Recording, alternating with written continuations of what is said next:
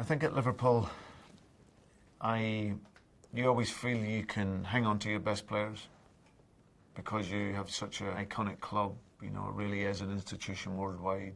You know, when I first went in there, you know, Louis was destined for Juventus.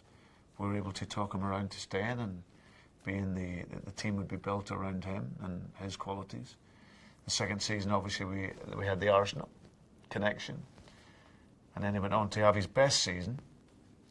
And then that following season, then it was, you know, we couldn't then keep him then. You always felt at Liverpool you could pay the wages and you could pay the money, but it was if through choice, if the player wanted to move on, then that's what he would do. And so there was real disappointment. And in that period of time, obviously, I was having to deal with two of the most iconic legends of the club and of the Premier League history, retiring, in Jimmy Carragher and Steven Gerrard. We're then obviously losing one of the great strikers in the world, who developed really well in those couple of seasons. I arrive here now at Celtic, more mature, understand much better the workings, and in particular modern day football. And I suppose it's slightly easier here at Celtic because there's a moral issue here.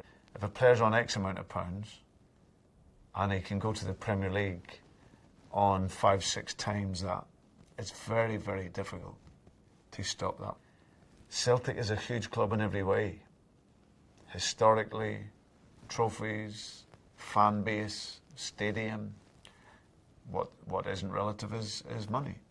You know, it's financially obviously not on the same stratosphere as you know, all the Premier League clubs. You know, so you have to accept that. It doesn't stop you fighting any harder, wanting to do any better, but you probably know the turnaround in players might be a little bit greater.